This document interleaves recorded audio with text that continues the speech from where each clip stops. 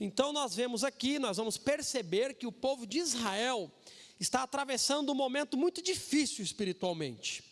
Porque o povo de Israel, ele não está, neste momento da história, tendo Deus como a centralidade do seu ser, né? Digo isso de forma individual e coletivamente. A nação de Israel não estava tendo o Senhor como o centro da sua vida, a razão de ser de sua existência. O povo estava vivendo de acordo com o que eles mesmo desejavam e estabeleciam em alguns aspectos, tá? E vai ficar claro na leitura daqui um pouco que o Senhor não era, para o povo de Israel neste momento, prioridade. Tá? O Senhor não estava sendo prioridade. Quando o povo de Israel recebe a mensagem vinda do profeta Ageu, o contexto histórico é o seguinte: o povo havia passado mais de 60 anos cativos no cativeiro babilônico, tá? Por desobediência, por descumprimento à voz do Senhor, às ordens do Senhor. Deus permitiu que os babilônios, tá, pudessem invadir Jerusalém, levar capturado, né, em várias deportações, o povo de Israel, que passam mais de 60 anos no cativeiro, ao todo cerca de 70 anos. E quando chegou o momento em que o Senhor havia decidido que o povo retornaria para a terra, Deus disse o seguinte para o povo de Israel: eu estou usando o meu servo Ciro, ele vai dizer, para que vocês possam voltar para a terra e reconstruir o templo. E com isso Deus estava dizendo para uma nação que havia sido formada para transmitir a luz do Senhor, o conhecimento de Deus para toda a terra, a nação que não estava tendo a centralidade do culto e adoração ao Senhor, porque eles estavam exilados. Deus está dizendo para essa nação que ao voltarem para a terra, vocês estão voltando para estabelecer a adoração como prioridade na vida de vocês. E o povo voltou, o povo retornou. Não foi todos que retornaram, é verdade, uma parte fica na Babilônia, mas o povo retorna para a terra, para Jerusalém. E sabe o que é interessante?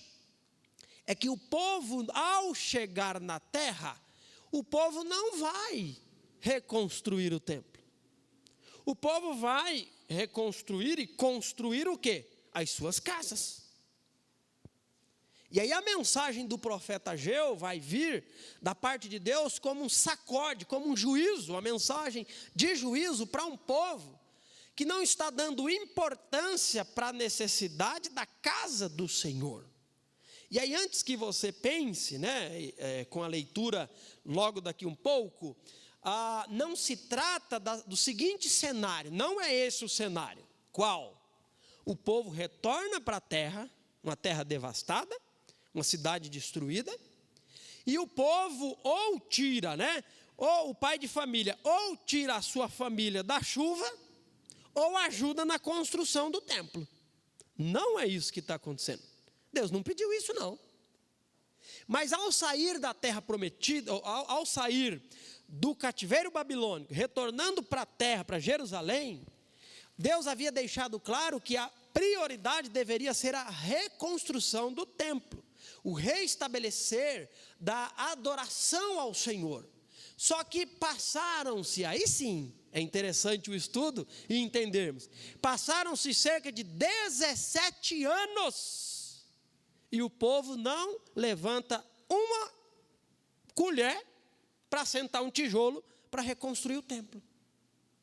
Então não se trata de, acabei de chegar, acabamos de retornar, vamos colocar as nossas mulheres e nossas crianças dentro de uma casa e vamos juntos fazer o templo. Não, não é isso não, já são 17 anos. E o povo está ali focado naquilo que eles haviam estabelecido como prioridades, e as prioridades de Deus estavam em segundo, terceiro, quarto lugar. Na verdade, em segundo não. E quando nós olhamos para esse assunto propriamente dito, que assunto? Prioridades. Não é aqui em Ageu que Deus irá chamar o povo, né? Destacando, olha, prioridade para vocês será o templo, porque com o templo eu serei adorado. O sistema de adoração, de sacrifício sendo estabelecido, Deus está com o povo, Deus está sendo adorado, não é aqui. Não é nesse momento da história, 500 e alguma coisa antes de Cristo, que Deus está acendendo uma luz e dizendo, isso será prioridade para vocês. Não. Na verdade, essa questão de prioridades é uma linha melódica que passeia por toda a Bíblia, de Gênesis a Apocalipse, e é muito claro. É muito observável, né? Quando Deus cria o homem, cria o jardim do Éden, e lá no jardim do Éden, o homem corresponde de forma mais perfeita que já aconteceu na nossa história, o quê? Essa questão de prioridades. Adão viveu um momento muito belo de refletir de uma maneira muito próxima da perfeição, vamos assim dizer, até então perfeição, até o momento do erro, perfeição, o que? Ele corresponde o motivo pelo qual ele foi criado. Porque não apenas Adão, mas toda a criação foi criada para quê? Para trazer glórias ao nome do Criador. Cada um na sua função, cada um na sua especificidade, devendo fazer e ser aquilo que Deus projetou para tal. E no jardim do Éden, Deus, que criou o homem à sua imagem, sua semelhança, mantinha com esse homem um relacionamento próximo, íntimo, de forma que nenhum de nós experimentamos ainda. No jardim do Éden existia adoração e obediência disposta e pronta, de uma forma que nós não experimentamos ainda. Mas nós conhecemos a história. E nós estamos falando de prioridades, e temos uma dificuldade enorme com isso, porque Adão escolheu pecar. Deixou de ser prioridade o obedecer a Deus, mas satisfazer os desejos do seu coração, sobressaiu sobre a ordem que Deus havia dado, e tudo o que existe como criação de Deus passou a estar afetado pelo pecado. A desordem, o caos afeta a ordem e a estabilidade. E aqui estamos nós, vivendo neste mundo, afetado pelo pecado. Aqui estamos nós mesmos, afetados pelo pecado, mas que não mudou em nada o propósito do porquê existimos. Isso não mudou, gente. Deus continua sendo o Criador, o Senhor. Domingo passado nós ouvimos a mensagem. Deus é o Rei, né? Que abram as portas para o Rei. Quem é o Rei da glória? O Senhor dos exércitos. Tudo que existe lhe pertence. Continua sendo da mesma forma. Continuamos nós com a responsabilidade de adorar correspondendo ao Criador quanto ao propósito do porquê nós existimos. Só que agora nós temos uma dificuldade enorme. Agora nós temos um problema. Quando o Senhor comunica o seu plano, deixando a humanidade saber mais e revelando mais, Deus forma a partir de um único homem, Abraão, uma nação que pudesse viver exclusivamente para ele. Que pudesse ser um canal da bênção de Deus na vida de cada nação dessa terra. Deus prometeu que a partir desta família, Abraão, ele iria abençoar todas as famílias da terra. Então Deus tem um plano. Qual que é o plano de Deus? Aproximar o pecador distanciado, novamente, trazer para perto, revelar-se a ele, ser Senhor, ser Salvador desse pecador. E que esse pecador possa corresponder o porquê ele existe, da melhor maneira possível, tá? Refletindo a imagem do seu próprio Criador. E aí por isso que nós temos o quê? O povo de Israel. Por isso que nós temos as ordens que Deus deu para o povo de Israel. Por isso que a santidade por parte do povo de Israel era algo exigido sem negociação, porque este povo existe para transmitir ao mundo que eu existo. E que, conhecendo que eu existo, prostrem-se diante dos meus pés. Adorem-me, recebam de mim o presente da salvação que é de graça, e em mim realizem-se como minhas criaturas. Esse é o plano de Deus. Então, para o povo de Israel, estabelecer prioridades que correspondam aos planos de Deus, à agenda de Deus, nunca foi uma questão de escolha. No sentido de, se eu quiser, farei. Não, pelo contrário. Serei santo, porque eu sou santo.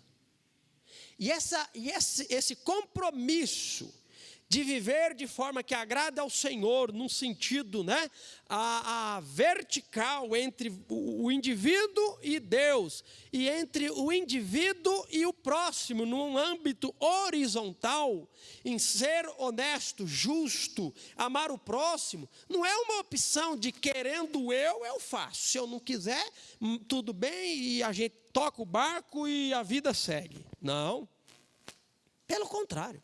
Quem pertence a esse Deus deve viver dessa forma, refletindo as prioridades do Senhor do universo.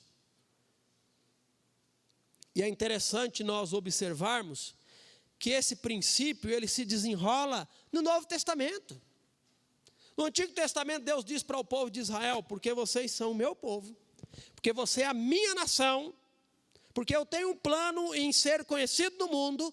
Deus diz para o povo de Israel em Deuteronômio, antes de entrar na terra prometida: amarás o Senhor teu Deus de todo o teu coração, de toda a tua alma e de todas as tuas forças.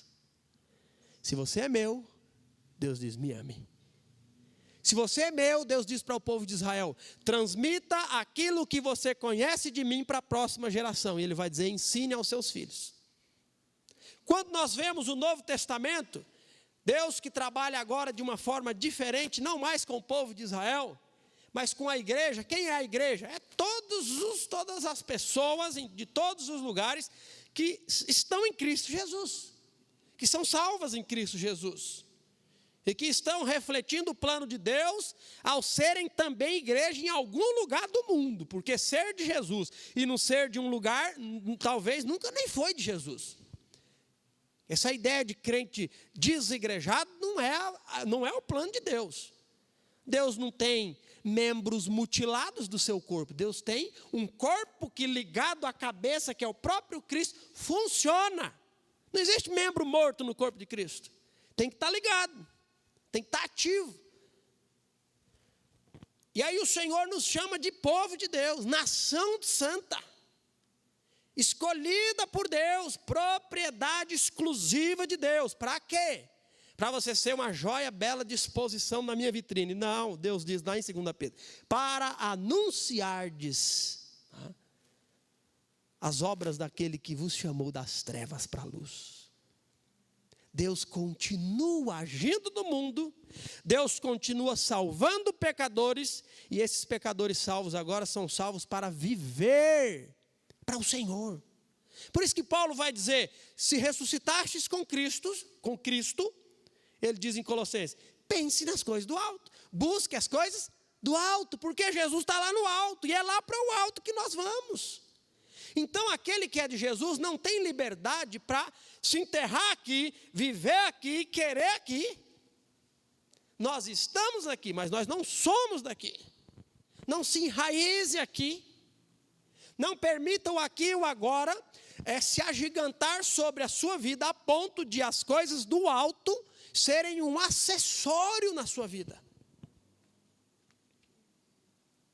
o Senhor sempre foi central na existência da humanidade, sempre. Se Deus não estiver sendo central na minha vida e na sua vida, nós estamos desajustados. Quando Deus ocupa o centro, o resto se ordena. O resto se ordena. Cada coisa estará no seu devido lugar. Nós temos uma maneira muito errada de colocar listinha de prioridade. Primeiro lugar, quem tem que estar? Deus. Segundo lugar, quem tem que estar? A família. Terceiro lugar, a igreja. Quarto lugar. Aí a gente começa, cada um tem uma preferência. Para mim o trabalho é o último. Não gosto de trabalhar, às vezes vai botar o trabalho lá longe. Para mim é o lazer. Aí cada um constrói uma lista. Mas aonde que está isso na Bíblia? Não existe isso na Bíblia, irmãos. Sabe o que a Bíblia diz? Amarás o Senhor teu Deus de todo o teu coração, de toda a tua alma, com tudo que você é, com a centralidade do seu ser. Devote e entregue e viva para o Senhor. E então o trabalho não será um problema. Então a família nunca será um problema, porque Deus não tem a família como problema de jeito nenhum. A igreja não será problema, porque cada coisa vai estar no seu devido lugar. E não se trata de primeiro, segundo e terceiro lugar, mas se trata de como eu demonstro total amor pelo Senhor ao administrar cada uma dessas questões. Então, na mensagem que nós vamos ver aqui de Ageu, o Senhor vai confrontar o povo de Israel com as prioridades. Aquilo que deveria ser prioridade não está sendo prioridade. E Deus vai dizer, vocês continuam dizendo uns para os outros, não chegou a hora ainda. Mas Deus convida o povo a uma autorreflexão. O que é belo em Deus é que Deus não apenas vai dizer, está errado, mas Deus vai levar o povo a entender o que está errado, onde estão errando. E aí o Senhor, Ele vai dar uma ordem. Sabe qual que é a ordem de Deus? Diferente da minha e da sua, que quando existe erro, a gente diz, não me chame mais, não quero saber mais, sai daqui. Não é assim? Deus chama o povo, Deus dá uma ordem ao povo, um juízo ao povo. Deus diz, vocês estão errando, analise uma coisa, observem isso. Sabe por que isso dá errado? Sabe por que isso aqui é insuficiente? Porque vocês estão errando. Aí Deus dá uma ordem, faça o que é correto. Eu mandei vocês para cá para quê? Para reconstruir um templo. Então sobe as montanhas e vai cortar madeira. Vamos, mãos à obra. E aí quando o povo corresponde a essa ordem de Deus, Deus enche o povo de esperança. Que Deus vai dizer no versículo 13, eu estou com vocês. Olha que maravilhoso. Não se trata de apontar o erro e cutucar a ferida. Se trata de levá-los a entender que estão errados e convidá-los a caminhar correto. Entregue o seu caminho ao Senhor, confia nele e Ele vai endireitá-lo. Agora nós vamos ler o texto, e então meditaremos na porção de hoje à noite. Tá? Isso aqui foi uma introdução para situarmos de onde paramos. Ageu capítulo 1. Vou ler o livro inteiro, tá? Nos diz assim. Em 29 de agosto do segundo ano do reinado de Dario, o Senhor transmitiu esta mensagem por meio do profeta Ageu ao governador de Judá, Zorobabel, filho de Sealtiel, e ao sumo sacerdote Josué, filho de Jeozadaque. Assim diz o Senhor dos exércitos. Este povo diz, ainda não chegou a hora de reconstruir a casa do Senhor. Então o Senhor enviou esta mensagem por meio do profeta Ageu. Por que vocês vivem em casas luxuosas, enquanto minha casa continua em ruínas? Assim diz o Senhor dos exércitos. Vejam o que tem acontecido com vocês. Plantam muito, mas colhem pouco. Comem, mas não se saciam. Bebem, mas ainda têm sede. Vestem-se, mas não se aquecem. Seus salários, versículo 6, Seus salários desaparecem como se vocês os colocassem em bolsos furados. Assim diz o Senhor dos Exércitos. Vejam o que tem acontecido com vocês. Agora, subam as colinas, tragam madeira e reconstruam minha casa. Então me alegrarei nela e serei honrado, diz o Senhor. Vocês esperavam colheitas fartas, mas elas foram escassas. E quando trouxeram esse pouco para casa, eu o fiz desaparecer com um sopro. Por quê? Porque minha casa continua em ruínas, diz o Senhor dos Exércitos, enquanto vocês estão ocupados construindo suas casas. É por causa de vocês que os céus retêm o orvalho e a terra não produz colheitas. Enviei uma seca sobre seus campos e sobre as colinas, uma seca que fará murchar o trigo, as uvas e as azeitonas e todas as suas plantações, que fará vocês e seus animais passarem fome, e destruirá tudo que vocês trabalharam para construir. Então Zorobabel, versículo 12, filho de Sealtiel, e o sumo sacerdote Josué, filho de Josadaque, e todo o remanescente do povo, obedeceram às mensagens do Senhor, seu Deus. Quando o povo ouviu as palavras do profeta Ageu, que o Senhor, seu Deus, tinha enviado, temeu o Senhor. Então Ageu, mensageiro do Senhor, transmitiu ao povo esta mensagem do Senhor: eu estou com vocês, diz o Senhor. E o Senhor deu ânimo ao governador de Judá, Zorobabel, filho de Sealtiel, e ao sumo sacerdote Josué, filho de Josadaque, e a todo o remanescente do povo. Começaram a trabalhar na casa de Deus, o Senhor dos Exércitos, em 21 de setembro do 2º ano do reinado de Dario. Agora capítulo 2, onde nós teremos o texto para meditar nesta oportunidade até o versículo 9. Então, 17 de outubro deste mesmo ano, o Senhor transmitiu outra mensagem por meio do profeta Ageu. Diga ao governador de Judá, Zorobabel, filho de Sealtiel, e ao sumo sacerdote Josué, filho de Josadaque, e ao remanescente do povo: algum de vocês se lembra deste templo em sua antiga glória? Como ele lhes parece agora em comparação com com o anterior? Deve parecer insignificante. Versículo 4. Mas assim diz o Senhor: seja forte, Zorobabel, seja forte, sumo sacerdote Josué, filho de Josadaque, sejam fortes todos vocês que restam na terra, mãos à obra, pois eu estou com vocês, diz o Senhor dos Exércitos. Meu espírito habita em seu meio, como prometi quando vocês saíram do Egito. Portanto, não tenham medo, pois assim diz o Senhor dos Exércitos: em pouco tempo sacudirei novamente os céus e a terra, os mares e a terra seca. Sacudirei todas as nações, e os tesouros das nações virão para este templo. Encherei este lugar de glória, diz o Senhor dos Exércitos. A prata e o ouro me pertencem, diz o Senhor dos Exércitos. A glória deste novo templo será maior que a glória do antigo, diz o Senhor dos Exércitos. E neste lugar estabelecerei a paz. Eu, o Senhor dos Exércitos, falei.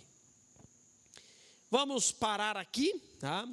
Apenas este trecho de capítulo 2, versículo de 1 a 9, será o texto em que nós meditaremos nos minutos que nos restam, tá?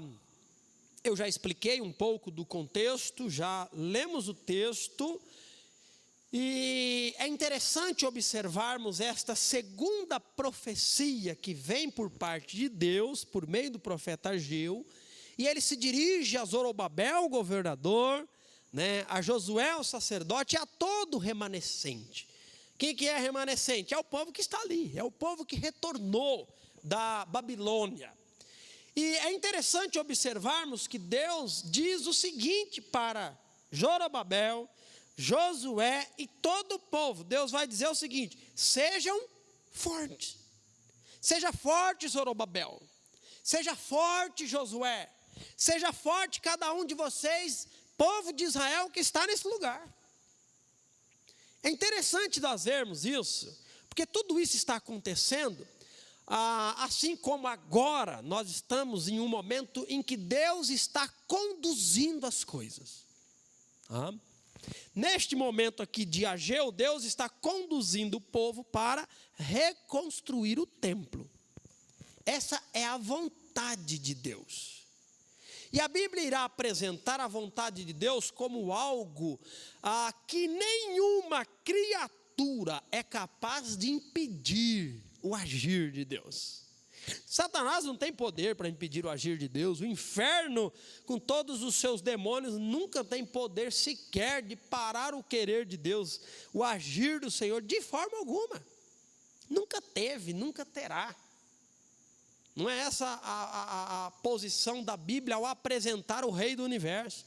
Nós que, né, começamos a achar que existe uma batalha travada a ponto, né, de 50-50. Quem que vai ganhar? Vamos orar para que Deus vença. Que é isso? Isso não é o que a Bíblia diz. A Bíblia apresenta um Deus que é rei entronizado.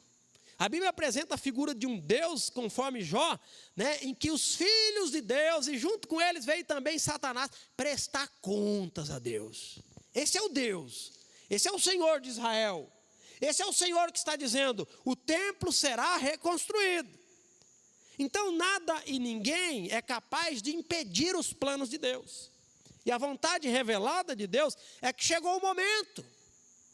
Deus está confrontando o povo na sua mornidão, na sua lerdeza, na sua procrastinação, na sua inversão de valores. Mas Deus irá conduzir o povo para reconstruir o templo. No entanto, o que é intrigante para nós é saber que Deus é um rei entronizado e que nada é capaz de impedir o seu poderoso braço. Mas esse é o Deus que diz para o povo de Israel: precisa ser forte para o negócio acontecer. Parece que é um paradoxo. Parece que é um contraponto que na nossa cabeça não encaixa, né? E na verdade é interessante nós observarmos o que a Bíblia fala sobre isso.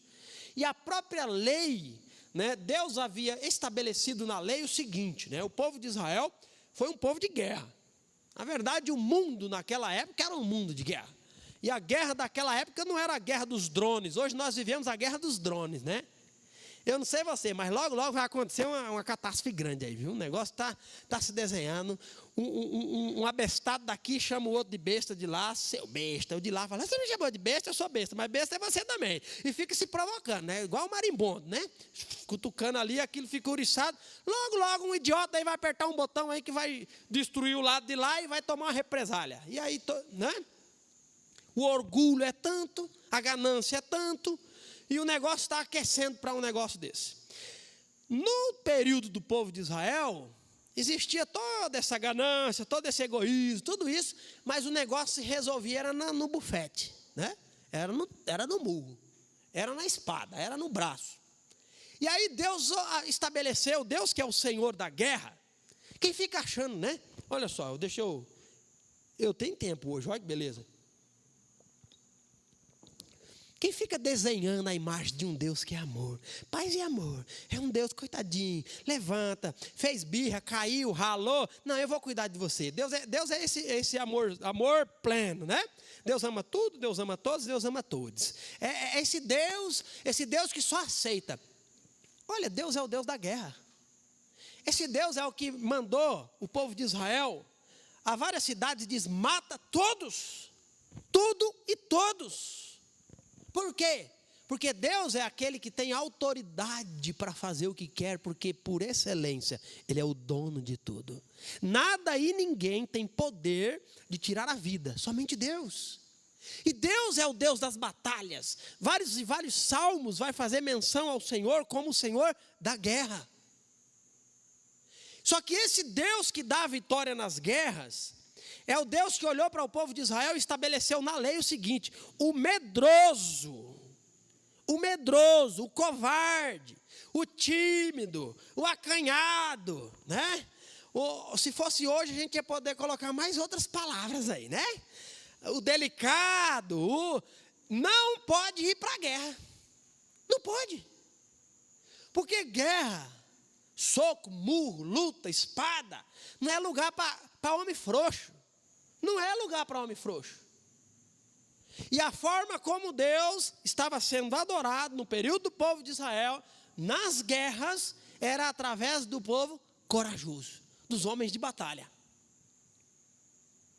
Hoje a gente vive uma doença, um câncer, né? Uma inversão de valores.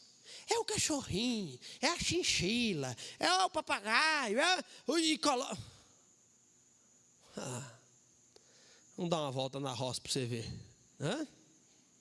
A delicadeza da coisa. Irmãos, Deus estabelece um princípio de que para adorá-lo precisa ser forte e corajoso. E é interessante isso. Olha só o que Provérbios, vamos lá, Júlia, rapidinho aí, eu sei que você é rápida. Provérbios 21, 31. Olha o que esse paradoxo, né, intrigante a nós, mas a forma como Deus nos envolve nas suas batalhas e vitórias. Deus diz o seguinte: o cavalo é como se fosse o caça F alguma coisa, mais moderno que tem hoje como instrumento de guerra era o cavalo naquela época. Deus diz assim, ó: o cavalo é preparado para o dia da batalha, mas quem dá a vitória é o Senhor. Olha aqui que interessante. Vai para a batalha, prepara o cavalo. Prepare o cavalo para o dia da batalha, mas saibam de uma coisa: a vitória não vem da força do cavalo. Deus diz, a vitória vem do Senhor. Nós vemos esse princípio acontecendo de uma maneira prática muito lindo, muito perceptível. O povo de Israel estava atravessando, né, o deserto, está lá em Êxodo 17, eu só vou mencionar, viu, Júlia? Não vou ler nada. E os amalequitas trava covardemente uma batalha contra Israel.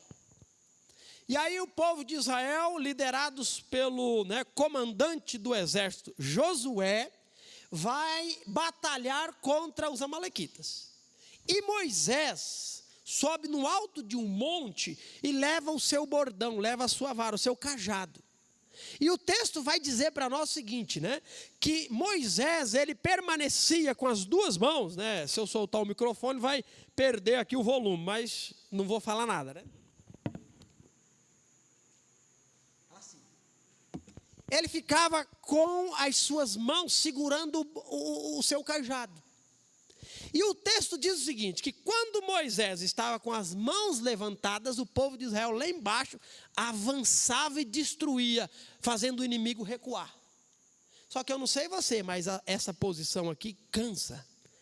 E o texto diz que Moisés cansava e Moisés abaixava os braços. E ao abaixar os braços, os amalequitas avançavam e prevaleciam sobre o povo de Israel.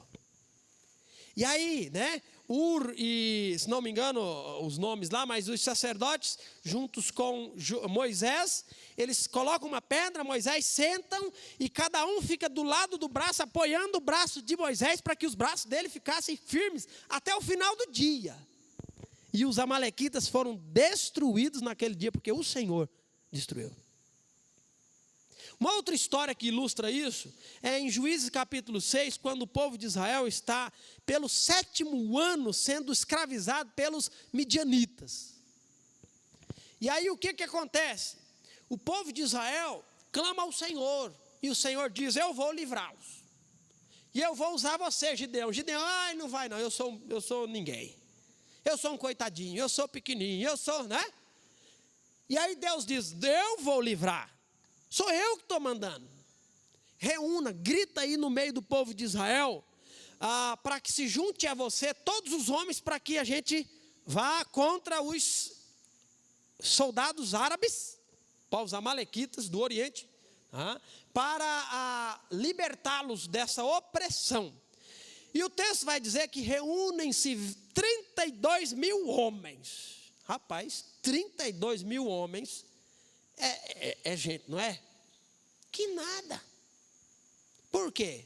Porque do lado de lá tinha 136, se eu não me engano, né? Capítulo 8 que vai contabilizar ali, mas tinha mais de 120 mil soldados. Do lado de cá, 32 camponeses. Do lado de lá, soldados.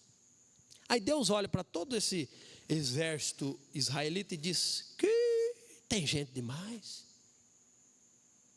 Pode gritar. Olha o que Deus manda Gideão gritar.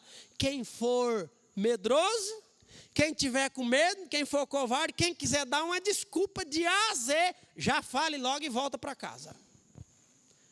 Está com calor? Volta para casa. Está com frio? Volta para casa. Está com a barriga doendo? Não estava, mas agora está.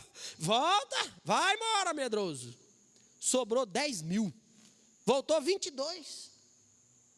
E aí Deus olha para 10 mil, para um exército de mais de 120 mil, Deus diz, é gente demais, não é possível. Faz o teste da água aí, Gideão, conduz esse povo ao riacho. Quem beber água, né, trazendo a boca, você bota de um lado. Quem meter a boca na água, você põe do outro. 9.700 homens bebeu água afundando a cara na água. Deus falou, bota para cá. 300 homens levam a mão e traz a mão na boca. Bota 300 aqui. Dispensa 9.700 homens. Você vai para a guerra com 300. Eu já fiz essas contas. Dava 450 do exército midianita contra um israelita. Quem que vai vencer? Depende. Dá uns drones aqui para esses aqui para você ver. Né? Aí vamos armar o exército, Gideão? Deus fala, vamos. Aí Deus deu um vaso de barro, uma buzina e uma tocha de fogo. Que estratégia militar, né? Divina. Porque Deus fez com que esses 300 homens, sem um canivete na cintura, fossem vitoriosos contra esse exército de mais de 120 mil. Porque o Senhor falou, quem dá a vitória sou eu. Então Deus é aquele que olha para o povo de Israel agora e diz, eu vou fazer. Mas ele olha para o povo de Israel e diz, tem que ser forte. Se não for forte, não vai. Se não for forte, eu não sou adorado, eu não sou glorificado. Por quê? Porque nós adoramos ao Senhor com a totalidade das nossas forças. Olha só este princípio de Eclesiastes 9:10. Agora sim, Júlia, vou ler esse texto. O texto diz assim, coloca na versão atualizada, Júlia.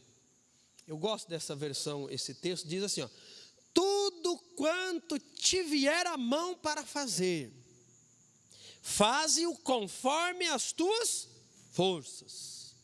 Por quê? Porque no além, ou na sepultura, para a cova, para onde tu irás, para onde tu vais, não há mais o que fazer. Não há obras, não há projetos, não há conhecimento. Não vai ter que estudar a revista de novos membros quando morrer, não precisa não, viu, Sérgio? Não. Olha aqui Salomão falando.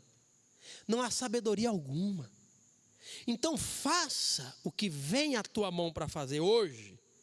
Mas o princípio é, faça conforme as tuas forças. Faça bem feito.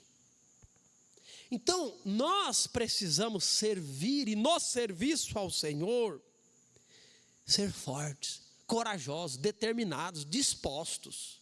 Esse é o princípio de adorar o Senhor. É com a totalidade do nosso coração, da nossa força, da nossa alma, do nosso entendimento.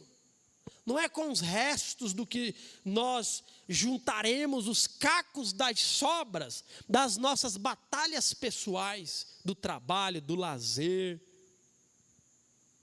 dos nossos sonhos. Aí sim sobra o resto. Aí sobra só a tilanga e aí vem servir ao Senhor, né? Não, faz isso não. Não é assim. Aí a pergunta que eu faço: como que você tem servido ao Senhor? Com força, com garra, com empenho, com determinação? Ou você tem servido ao Senhor no piloto automático? Piloto automático é tudo o que Deus não deseja que aconteça. Se der, a gente faz, a gente vai. Se não der, uma hora dá. Irmãos, nós somos fortes para tantas coisas, não é verdade? Eu não estou falando aqui com nenhum covarde. Eu não tenho dúvida sobre isso. Que não existe nenhum covarde, nenhum medroso. Para viver onde nós vivemos, para sobreviver onde nós sobrevivemos, no mínimo você está na média, né? No mínimo. É da média para cima, para encarar a vida. Nós somos fortes para o trabalho. Amanhã, o Wellington, né? Eu olhei para o Wellington. Se você estiver com a cabeça doendo, o que vai acontecer, Wellington? Você vai deixar de ir para o trabalho? Não vai, né? Vai tomar um remedinho. Se não estiver bem, de verdade, a ponto de chegar atrasado, você vai mandar uma mensagem: ó, situação é essa, estou indo, mas eu não estou muito bem, então eu precisei. Avisa. Mas vai. Se chover, o que acontece? Eu ia perguntar para o Sérgio, mas o Sérgio não. O Sérgio está aposentado, né, Sérgio? Tem os compromissos de um aposentado, mas não a necessidade de vir mais. Mas se chover, é um problema impeditivo? Pode até ser. Mas a chuva que vai impedir um CLT de cruzar São Paulo para ir lá, meu amigo, é dilúvio. Porque não é garoinha, não. Se esse frio vier mesmo e precisar, dizem, eu ouvi no rádio, né? Às vezes eles estão mais acertando do que errando hoje em dia, mas às vezes ainda erra feio, né? Mas diz que vai ser preciso retirar a blusa de moletom. Se precisar sacar o moletom, vai deixar de ir? É que eu tenho rinite. Não foi para o trabalho a semana inteira, por quê? Veio um frio e tranca o nariz. Eu não dormi de noite. Meu amigo, não acontece com você. Por quê? Porque nós somos fortes. Temos força para encarar a necessidade, para sustentar a casa. Não nos falta força. Nós somos fortes para muitas coisas, irmãos. Nós somos fortes para o estudo. Quem está estudando aqui sabe muito bem disso. Por que existe nota baixa, vermelha e reprovação? Porque houve covardia, porque houve preguiça. Porque se existir força, vai ser aprovado, vai aprender, vai passar. E nós somos fortes. Sem falar no quê? Os nossos sonhos, né? Hoje é forte, né? O que é importante é ser feliz. Corra atrás dos seus sonhos. Se você acreditar, vai acontecer. Mentira, né? Não é assim, não. Se você desejar, você vai ter. Não é verdade. Mas o princípio que eu quero destacar é o seguinte: para aquilo que nós queremos, não nos falta força. Não falta. Eu estou só o caco. Esse último ano aí foi terrível fisicamente. Acho que eu envelheci uns 3. Dor daqui, dói dali. Parei de jogar futebol ali, né? Porque o negócio está me custando caro. Mas esses dias o pastor Maurílio me mostrou uma foto. Falou, eu vou jogar futebol aqui, num campão, né? Eu cresci no campão. Eu falei para ele, me chame. Por quê? Porque mesmo estando com algumas limitações, eu ainda gosto. E para aquilo que nós gostamos, nós não medimos esforço. Eu vou encaixar um tempo na minha agenda, não tenha dúvida disso. Porque a gente quer. Então, o princípio de ser forte não nos é estranho, porque nós somos fortes para muitas coisas. Mas a pergunta que eu faço é: como que estão as suas forças no serviço ao Senhor? Como que você está servindo? Se existisse hoje entre nós aqui uma máquina, e essa máquina fosse assim, bota o dedo aqui. Você bota o dedo. Aí a máquina ia fazer duas coisas. Primeiro, medir a sua força. Qual que é o potencial da força que Deus te deu? Em termos de capacitação, em termos de estrutura, vamos medir. A máquina mede a sua força. Aí, saiu aqui, ó, né? Painel digital, hoje tem que ser assim, né? Ainda toca um barulhinho. Tchim. Número tal. Qual que seria a sua força? Uns mais, outros menos, porque o Senhor é quem nos forma desde a nossa estrutura, essa é a verdade. Mas uns mais, e eu não estou interessado em saber qual seria o número da sua força. Uns talvez, né, a força que a máquina iria demonstrar seria o auge da sua força, pela idade que você está. Outros, talvez, você ia olhar para esse número e dizer, eu já tive muito mais forte. Já foi. Então, assim, a máquina, ela mostraria primeiro a sua força. Segundo lugar, segundo resultado do exame dessa máquina, ela iria revelar qual que seria o número da força que você tem usado para servir ao Senhor. Você entendeu o raciocínio? Primeiro, a força que você tem. Segundo, o resultado do exame seria quanto que você tem usado no serviço ao Senhor. E aí a pergunta que eu faço seria o seguinte, não é quanto, mas os 3 possíveis resultados dessa máquina seria assim. O resultado sairia e ele seria assim, olha, você está servindo além das suas forças. Se isso estiver acontecendo, Deus não quer que isso aconteça. Porque tudo o que te vier à mão para fazer, faça-o conforme as tuas forças. Às vezes eu ilustro isso, né, de uma forma simples. Às vezes a irmã Genoveva, né, com a coluna travada, outro ali e tal. Falou, Deus não quer que a irmã Genoveva retire um saco de cimento do chão. Deus não quer. Se pegar e travar, fez até com uma motivação boa, mas Deus não se agradou porque Ele não quer. Não está dando força para fazer, Ele não quer que faça. Mas do Sérgio Ele vai querer. Porque o Sérgio tem condições de lidar com um saco de cimento. A risadinha dele foi, né? Ainda tem. Talvez vai ter que rachar no meio, né? Para evitar. Mas qual que é o princípio aqui? Vamos lá, não vamos nos perder nesse ponto aqui não. Você tem servido de forma equivalente às forças que Deus tem te dado? Esse era o segundo resultado possível do exame. Está equivalente. Ou o terceiro possível resultado do exame seria, está servindo de forma deficiente. As forças que você tem, as forças que Deus tem te dado, não estão sendo usadas de forma a corresponder no serviço ao Senhor. Então Deus está dizendo para o povo de Israel aqui, que Ele irá reconstruir o templo, mas Deus está dizendo, seja forte, porque Deus tem dado força para esse povo, Deus tem sustentado por 70 anos esse povo no cativeiro. O plano de Deus continua de forma inegociável, o remanescente sempre existiu e existirá, porque é Deus quem sustenta, mas Deus diz, tá parado, tá no limbo, tá no sono, tá na preguiça. São 17 anos e olha só, observem aqui.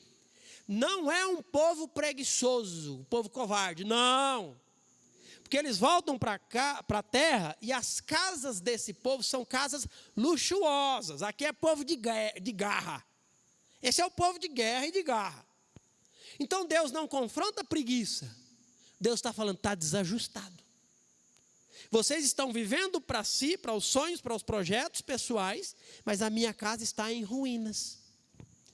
Se tivesse a máquina naquele tempo, ia dar o quê? Tem bastante força, mas está insuficiente. Está usando de forma desajustada, desequilibrada.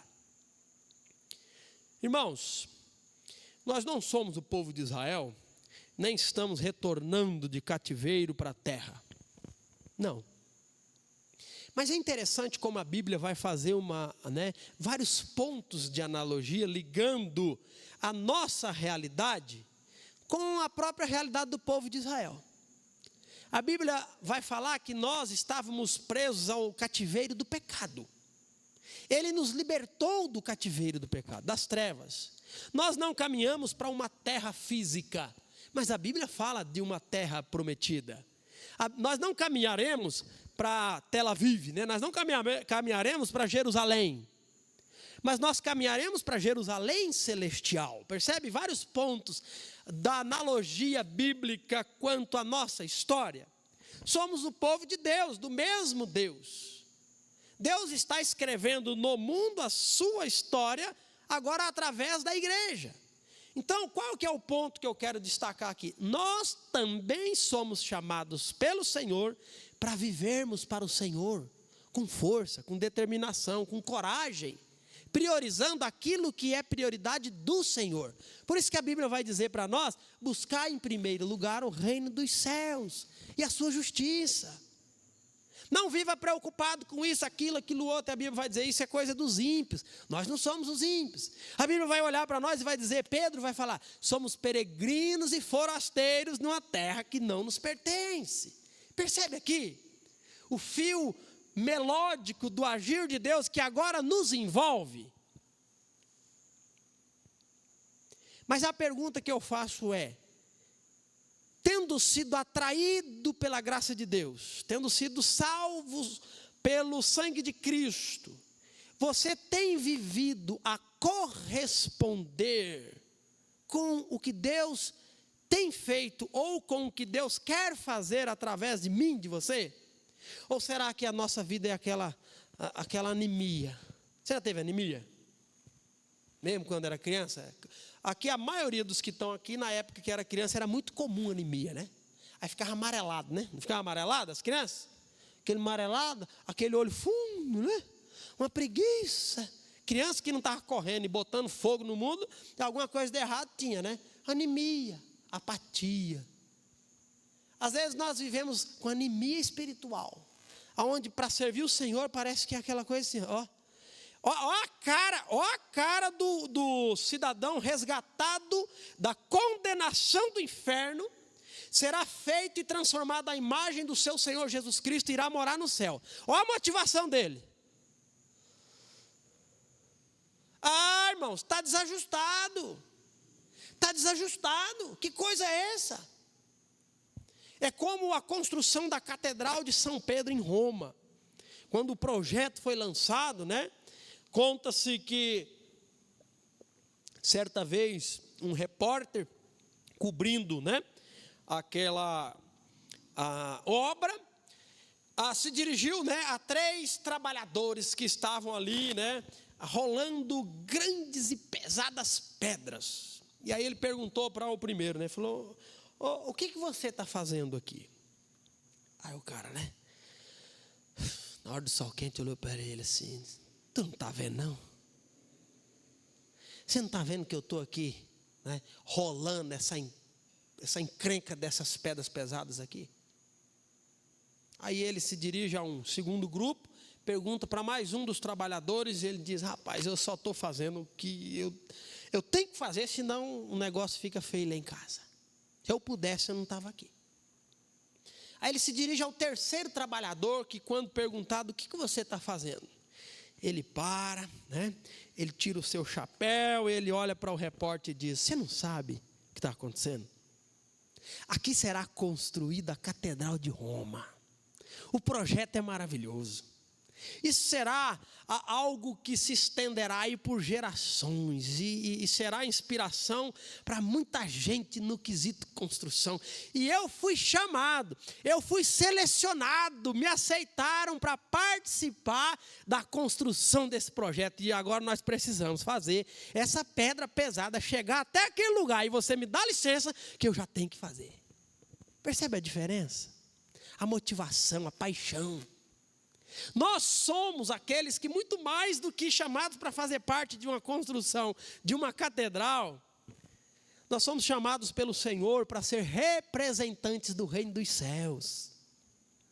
Nós fomos salvos, mudados o nosso nome, nós somos uma nova criatura, para que o nosso coração bata na sintonia celestial. E aí nós estamos aqui ainda, porque o plano dele nos envolvendo, ainda tem algo para ser feito aqui, senão a gente já tinha subido. E aí a pergunta é: como que você tem vivido? Qual que é a sua motivação de fazer parte desse projeto?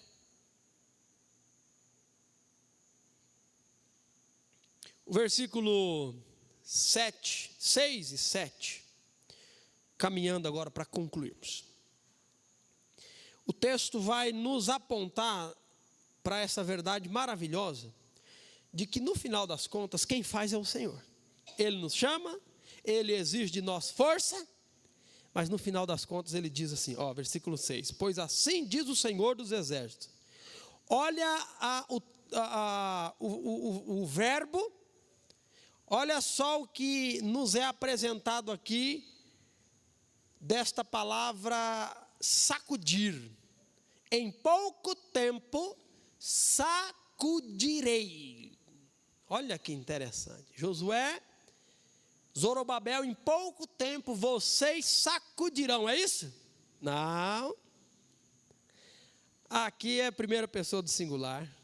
Deus está dizendo aqui, eu vou sacudir. Em pouco tempo eu sacudirei novamente, ele diz, os céus, a terra, os mares e a terra seca. O dono do universo, que é especialista em sacudir esse mundo, desde a sua existência, chamando a se amostrar aquilo que não era visível, a se evidenciar aquilo que não existia, rachando esse mundo no dilúvio. Esse é o Deus que diz, de forma experimental, quando ele julga o Egito com 10 pragas, que abre o mar para o povo atravessar, abre o Jordão para o povo atravessar. Esse é o dono do universo e diz, Josué, Zorobabel, seja forte, povo de Israel, tenha coragem, porque daqui um pouco, ele diz, eu vou sacudir novamente o mundo. E o versículo 7, ele vai reafirmar isso. Sacudirei, agora ele vai ser específico. As nações, preste atenção aqui agora. Ele diz, e os tesouros das nações virão para este templo. Ele diz, encherei este lugar de glória, diz o Senhor dos Exércitos.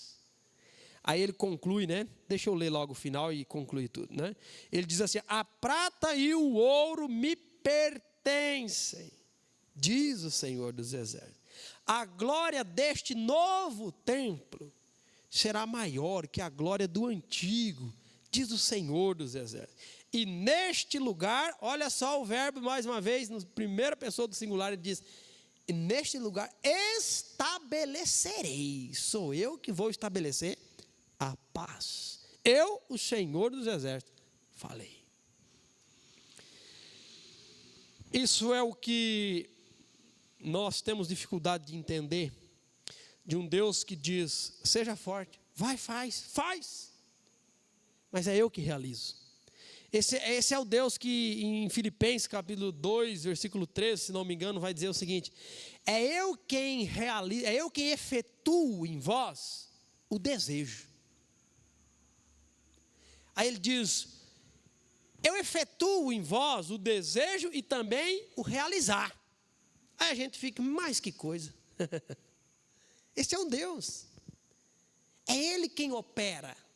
Nós devemos corresponder obedecendo a Ele, mas no final das contas, o poder para realizar é dele. Nós lemos a palavra do Senhor, por quê? Porque Ele diz para ler. E a fé que é aumentada nos nossos corações, Ele diz, a fé vem pelo ouvir a palavra de Deus. Nós não somos capazes de aumentar a fé. Quem quiser aumentar a fé nessa noite, vem aqui na frente que eu vou orar. Mas que besteira, que Deus não diz que é assim. Mas Deus diz que a fé vem pelo ouvir a palavra. Aí eu leio a palavra. E ele opera em mim a fé, o crer, o confiar. É ele. Ele diz que é através da sua palavra que nós percebemos o que não está em ordem na nossa vida. É através da palavra que nós descobrimos a vontade do Senhor. É através da palavra que Ele nos transforma para uma pessoa mais parecida com Jesus. Então o homem iracundo, o homem de explosão, o homem de impaciência, ele é transformado numa pessoa paciente, pacífica e amável. Sabe por quê? Não para ficar lá fazendo terapia. Não para ir lá tomar agulhinhas de acupuntura. Não para ir lá tomar florais da farmácia. Esses dias eu fiquei assustado na farmácia. O olhinho da obediência. Falei, nossa! É só pingar para as crianças que ficam obedientes. Olha que coisa. Aí o povo compra. Olhinho da felicidade. Olhinho do sucesso. Viu, Aristo?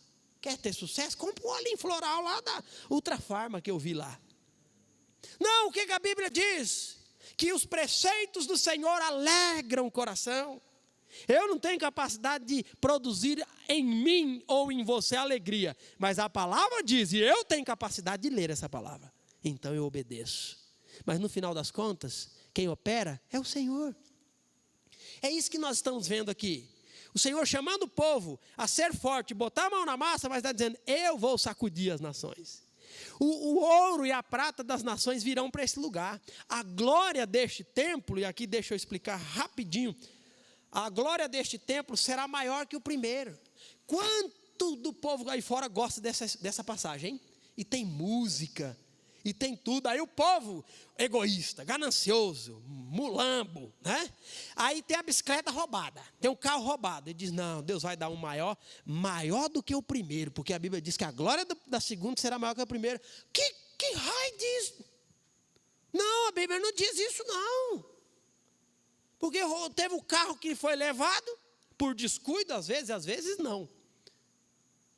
Mas eu conheci gente que servia ao Senhor, que comprou um carrão e falou, não vou fazer seguro não, porque é Deus quem cuida. Eu falei, vai, perdeu o carro. Por falta de sabedoria. Aí depois se enche de expectativa de que Deus vai dar um melhor. Porque a glória da segunda casa será maior. Não, o texto não está dizendo isso não. O texto está dizendo que a glória do templo. E aí o templo glorioso, estunduoso e grande de Salomão já não existia. Foi derrubado, foi tocado fogo, o ouro foi derretido e o povo levou até o ouro derretido. Escavou as pedras, os entulhos. O templo não existe mais. Deus está conduzindo o povo para restabelecer o sistema de adoração no meio do povo de Israel.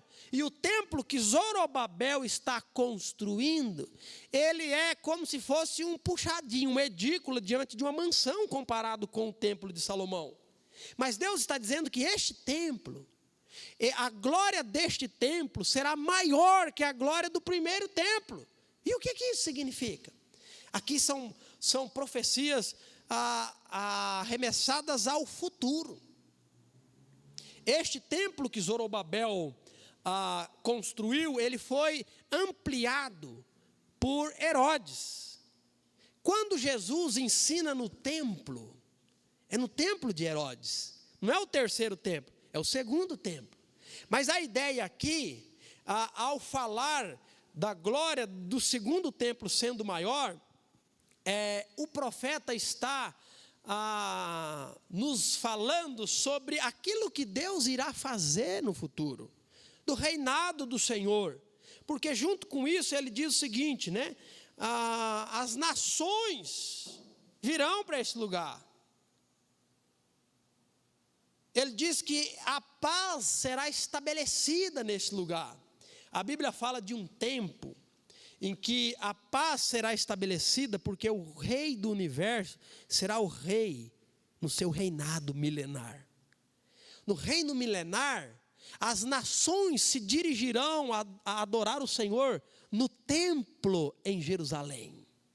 As nações irão ofertar os seus tesouros. E Deus está dizendo, a glória deste segundo templo será maior. Maior por tudo que está acontecendo, mas certamente maior porque o Cristo estará presente nesse lugar.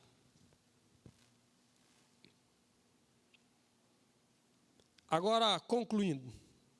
Irmãos, nós estamos participando de um projeto maravilhoso de Deus. Ele nos salvou. Ele nos chama de seu povo, de sua nação, de sua igreja. Deus nos deu uma missão como representantes do seu reino celestial. A pergunta é: como você tem vivido? O apóstolo Paulo vai fazer uma analogia interessante, vai dizer o seguinte: nós estamos construindo, com aquilo que fazemos, um edifício sobre um fundamento perfeito. O fundamento é Jesus, ele diz. Ninguém pode lançar outro fundamento. Agora, nós somos construtores. E ele diz: agora cuide, cada um, o que é construído sobre o fundamento. Nós podemos construir um edifício, Paulo vai dizer, de ouro, pedras preciosas, ou nós podemos construir um edifício com madeira, feno, palha. Ele falou: um dia o fogo irá provar tudo isso. O que foi construído, né, de material, madeira, feno e palha, o fogo vai queimar, vai sobrar só o alicerce, só a estrutura. E o que vai acontecer com esse indivíduo? Paulo diz: ele vai entrar no reino dos céus como alguém que é salvo do meio do fogo, tudo queimadinho. Mas aquele que construir sobre esse edifício, sobre este fundamento, um edifício com aquilo que é valioso, com aquilo que o Senhor, e valioso aqui não diz respeito ao dinheiro, não é isso, mas valioso aqui é as nossas vidas serem vividas para aquilo que Deus diz que tem que ser vivida. Então, tudo aquilo irá permanecer como glórias para o Senhor, que é o fundamento, e para a nossa alegria. E como você tem vivido? Essa é a pergunta. Eu encerro com uma oração, e nessa oração, todos já de olhos fechados, cabeças encurvadas, antes de orar, a primeira pergunta que faço é a que fiz por várias vezes: como você tem usado as suas forças, as suas capacitações no serviço do Senhor? Como? Pode fazer mais e melhor? Faça, porque o Senhor te chama para isso. Mas a segunda pergunta que eu faço, talvez, é para você que diga: eu não sei. Eu não sei se eu estou servindo correto, eu não sei nem se eu estou servindo. Isso é normal, isso faz parte. Porque a Bíblia diz que chamados para servir o Senhor são aqueles que o Senhor salva, são aqueles que o Senhor perdoa os seus pecados. Deus não espera que façamos algo para Ele sem antes Ele nos dar condições para isso, sem antes Ele nos dar vida espiritual. Então, talvez, se você estiver sem condições de responder essa pergunta, talvez a sua maior necessidade é começar a viver para o Senhor. E a Bíblia diz que se em teu coração creres que Deus ressuscitou Cristo dos mortos, e com a tua boca confessares o Senhor, será salvo. O salvo é aquele que começa a viver para o Senhor, e é aquele que é chamado para que agora ele possa usar as suas capacidades e forças no serviço do Senhor. Então arrependa-se dos seus pecados, creia em Cristo, e Ele te chama para servi-lo como povo, como igreja dEle. Senhor, nós te louvamos, nós te agradecemos pela Tua palavra, que é clara como a luz do sol, pelo Teu Espírito Santo que trabalha nos nossos corações. Pedimos que o Senhor nos ilumine, que o Senhor nos aqueça para que sirvamos com empenho, com paixão, com amor, com disposição. E que tudo isso, ó Deus, possa nos fazer mais parecidos com Jesus, e que isso traga glórias ao Teu santo nome. Te louvamos, agradecidos, e oramos no nome de Cristo Jesus. Amém.